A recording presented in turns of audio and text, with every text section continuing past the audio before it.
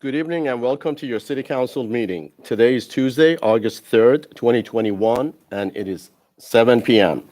Regular meetings are held on the first and third Tuesday of each month in the council chambers at City Hall. Madam City Clerk, roll call, please. Thank you, Mayor.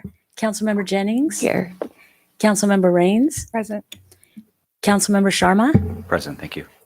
Mayor Pro Tem Genoway. Present. And Mayor Minigar. Present. Thank you. We have a quorum. Thank you very much. At this time, I would like to ask Ms. Ing Hardy from the First Church of Christ Scientist to provide the invocation, please.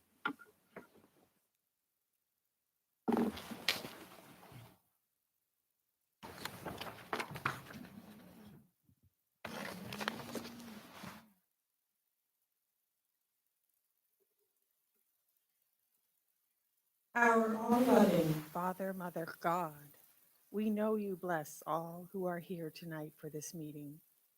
Recognize them as your beloved children and let them use their God-given gifts of grace, humility, and courtesy. Eternal and all-powerful wisdom comes from above, and we experience this in our daily activities and encounters with each other. Sharing a verse from a hymn based on Psalm 23.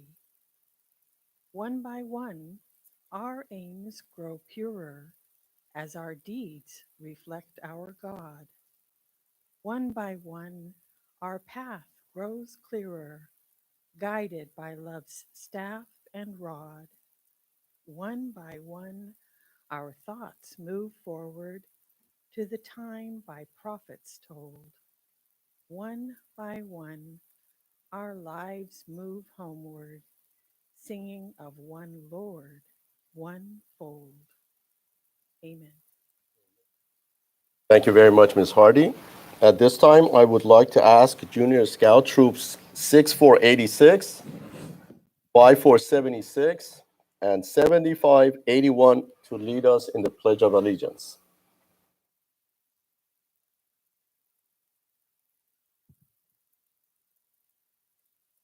Color Guard advance.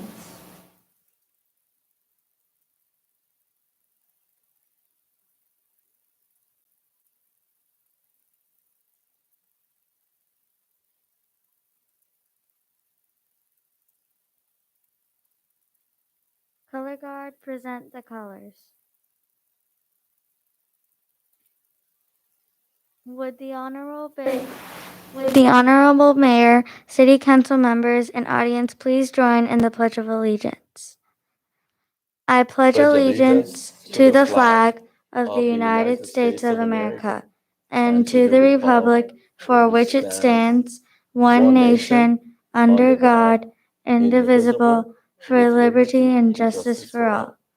Audience may be seated. Thank you very much. Don't go anywhere. I would like to ask my City Council colleagues to join me in the well for the photo op. Thank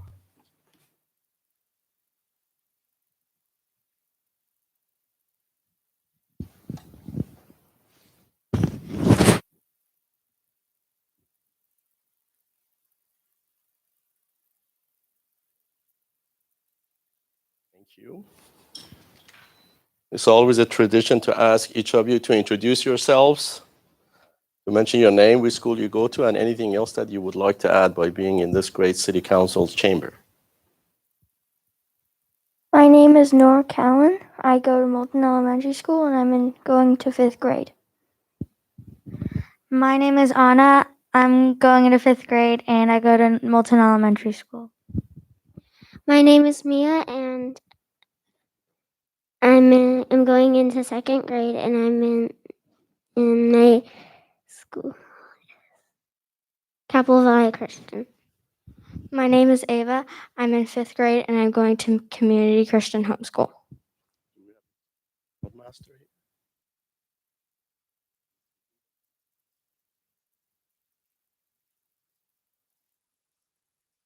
Would you join us and also introduce yourselves? Thank you, Mayor. My name is Renata Gase, and I'm a troop leader for Troop 6486. My name is Amber Alfred, and I'm troop leader for 5476 and 7582. Thank you very much and welcome.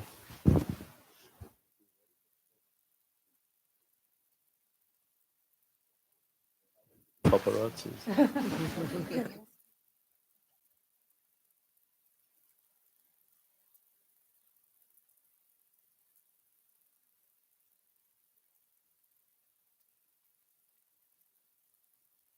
Thank you very much. You can.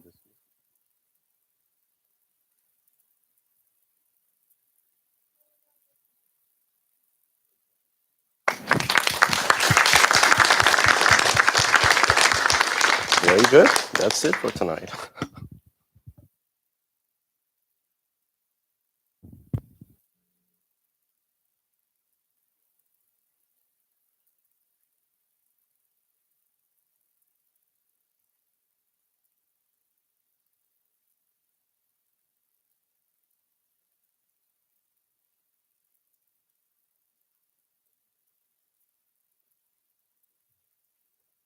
All right, we have no presentations this evening, so we will now move on to public communications. Any person wishing to address the City Council will need to complete and present a gold-colored request to speak form to the City Clerk. These forms are available on the counter that is located near the door to the Council chambers. Please be aware that the time limit will be 3 minutes for each person to speak. To allow equal time for speakers, minutes may not be given to another speaker. You may have another person read your written statement. City Clerk Gomez, are there any other requests to speak forms for tonight? No, Mayor, there are no requests to speak forms tonight. Very good. Public communications is now closed. We will now move on to our consent calendar items 1 through 8. Are there any items that need to be pulled for amplification, comments, or clarifications? 1 through 8. I have no items tonight. Thank you. None either. Do I have a motion to I'll move the approve? motion. All right, it was moved by Councilmember Sandy Rains, and it was seconded by Second.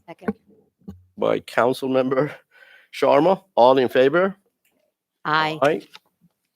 The items get approved unanimously. Thank you, and we have no discussion items this evening, so we will now move on to council reports and city manager reports.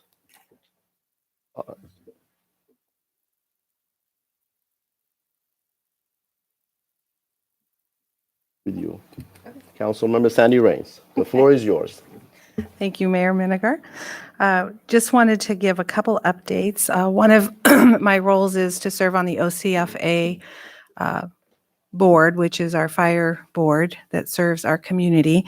And starting the end of this month and through November, Fire Station 49 will be under construction for repairs.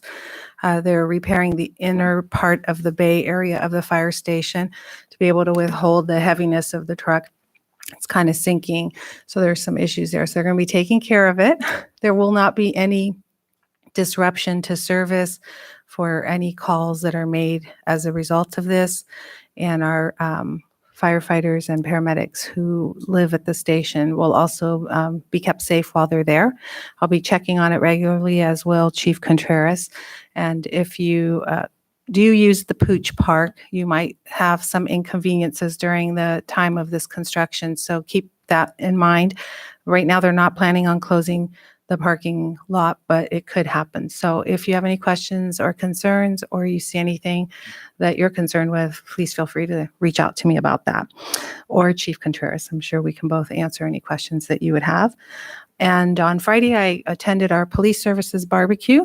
Those officers know how to barbecue. They actually had our retired Sergeant Songer was there barbecuing, and it was awesome to see him again. It's great when people retire from our community and come back to visit. It was awesome. So thank you for inviting us, and we appreciate it. And thank you to the deputy who filled my bike tire so I could ride my bike back home, because it was so hot out that all my air went out of my bike. So thank you very much. And that's all I have for this evening.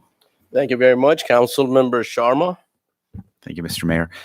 Yeah, I'd like to kind of piggyback on that. Attended the barbecue as well.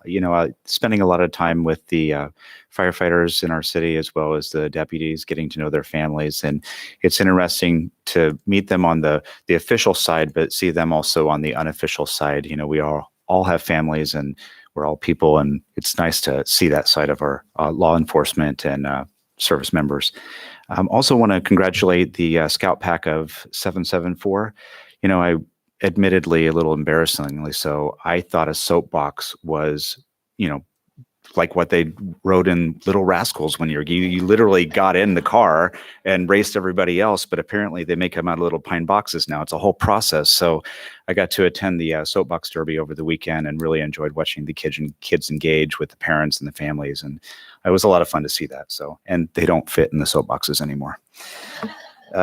Welcome back to our seniors, to the senior center. We had our grand reopening, brand new facility. My commendations to the city staff for getting all that work accomplished, new painting. Facilities are beautiful over there, and really happy to see the senior community getting back to socializing and getting out amongst the community. And then finally, well, not finally, but the final interaction was our community concert in the park that was very enjoyable. I saw everybody dancing except for me and Elaine, and I just told everybody I was dancing in my head, so it was all right. Liked the music, though. Thank you. Finally, I want to draw some attention to an item that I believe has been lingering for quite some time, and I use that word lingering a little euphemistically.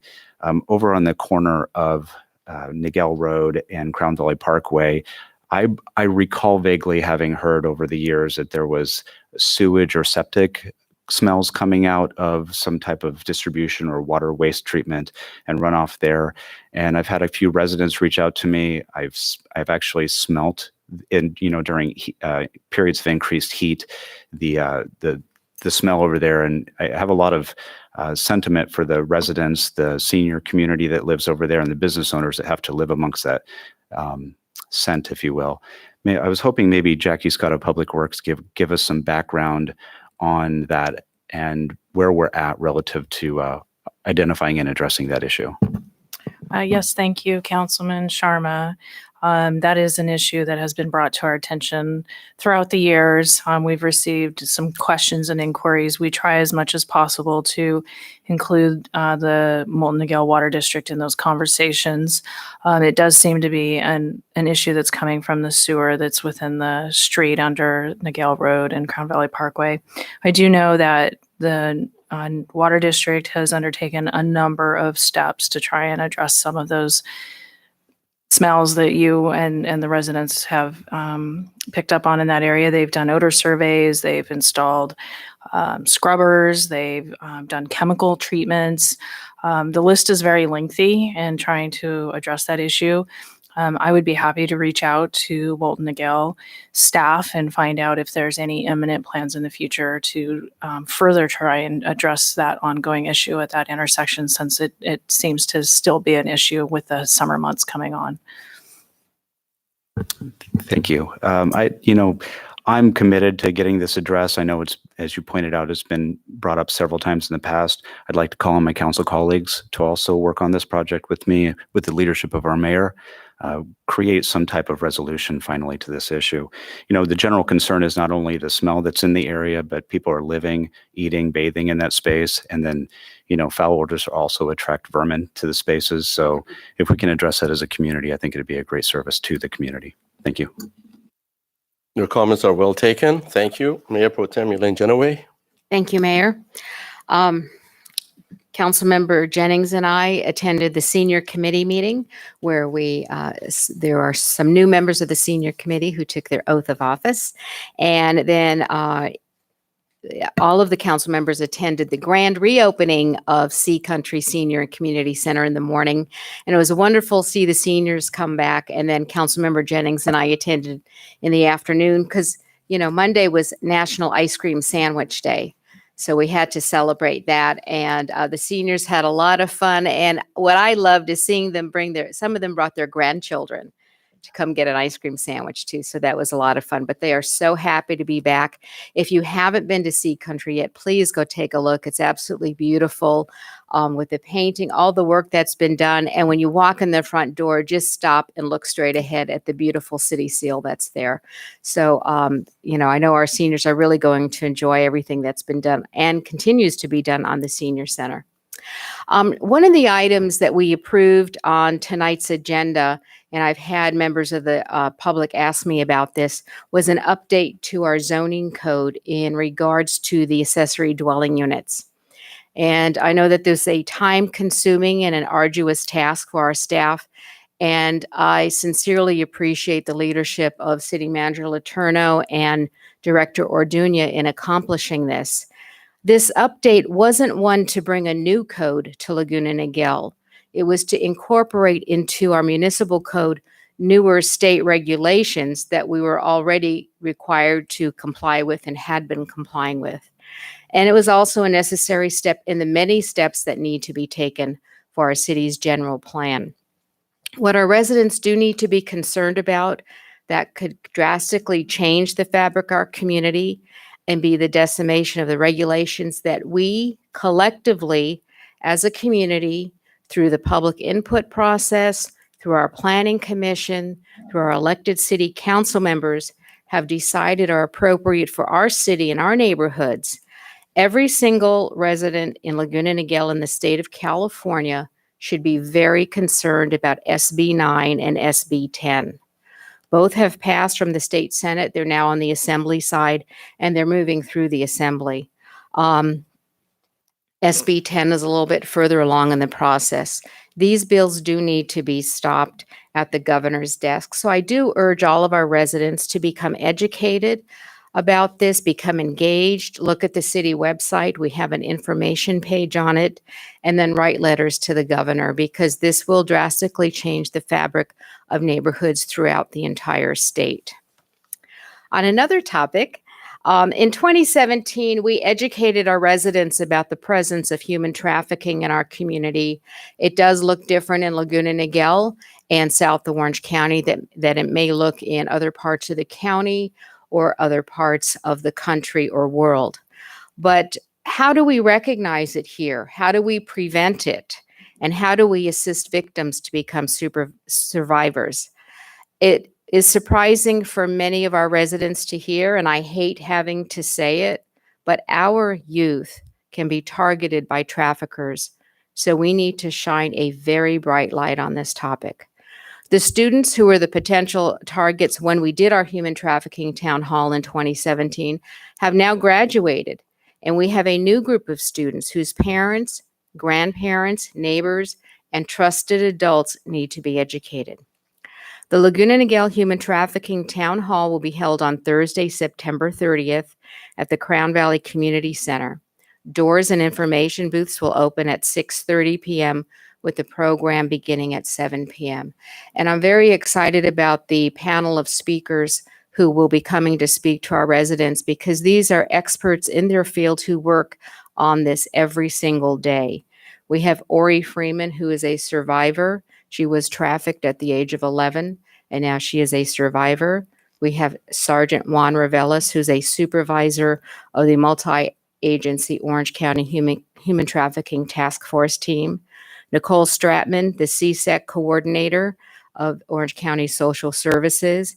Deputy DA Kimberly Waugh, the Human Exploitation and Trafficking Unit of the Orange County District Attorney's Office. And a Capistrano Unified School District counselor who will speak about the increased vulnerability that our youth have due to the pandemic that we have been going through. So please put September 30th on your calendar and attend. Information will soon be posted on our city sites, our Facebook, our city website. We're just firming up a few more details before we put that information out there. But if you could put September 30th on your calendar, this is for all adults in our community, because you do come into contact with the youth of our community. And this is something that everybody needs to know about. Last time when we had this, it was mothers talking to other mothers who helped. I know of one incident in particular where there was a girl at one of our high schools who was caught in this, and because of parents talking to other parents, they were able to get her out of this. So it is something we need to shine a light on. So September 30th, I hope to see all of you over at Crown Valley Community Center. Thank you, Mayor. Thank you very much. A couple of quick items. The first one is I proudly represented the city of Laguna Niguel along with 33 other great Orange County cities at the Orange County Fair last weekend. I attended the Orange County's grand jury meeting for TCA that I cannot discuss the items. Also attended TCA's banking and investment committees, the toll operations committee, and a bunch of other meetings. The most important meeting that I had was this morning, along with mayors of South Orange County at the office of Assemblywoman Lori Davies. The essence of the meeting for us, the mayors of South Orange County, was basically to get not only educated, but also to get updated on the latest bills that are being cooked, or the ones that we can, do our best to preempt them from approval. The number one assembly bill that is going to be controversial, and it is to the benefit of all the residents of our great city, would be Senate Bill 9, which was introduced. It's been written, authored by Senator Atkins. And what are the potential negative ramifications of that Senate bill if it gets approved by the state assembly, and then ultimately if it gets approved by the governor? Number one, Senate Bill 9 requires cities to approve construction of 2 units on parcels zoned for single-family residential, and streamlines approval of single-family for splits. What does it mean? You live on a street, there are single-family dwelling units. If this new law would pass in Sacramento, people can come in, they can purchase it, or those homeowners can change the composition of that by creating duplexes or by creating split single-family residences. Now, it requires cities to ministerially approve construction of 2 units on any parcel zone for single-family residential. That means we as a city, we as a municipal corporation in this great state, we have basically no power except just to comply with the state if it gets approved. Next would be it requires cities to ministerially approve urban lot splits to subdivide any residential lot into 2 lots of equal size, not smaller than 1,200 square feet. So we want to make sure that within the next 2 weeks, you visit our website, city's website, and if you can write letters, if you can send emails, if you can make phone calls to Assemblywoman Lori Davies and any other assembly individuals that you know of, regardless in the state. This is a big thing. It is going to change the fabric of our communities. And, we have enjoyed Laguna Niguel as a suburban, typical role model suburban community. It's not going to be like that if this law would pass, because then we're going to have, hodgepodge of different architectural plans that different individuals would be coming in as investors, and they would be purchasing these homes, and then they are going to be converting to, these new split lots. So I cannot emphasize more that we need your support. We in the city council, we can write letters, but that's about it. But we need your support by basically calling Sacramento, calling those decision makers in the state assembly to vote against Senate Bill 9. With that, I conclude my comments, and I want to turn it over to our city manager, Tammy Letourneau. Thank you so much, Mayor. The slurry seal project has resumed, and we have provided additional city inspectors out in the field watching the contractors work very closely. The contractor has prioritized the slurry seal application to streets near school zones in order to be done with those areas because of school starting on August 17th.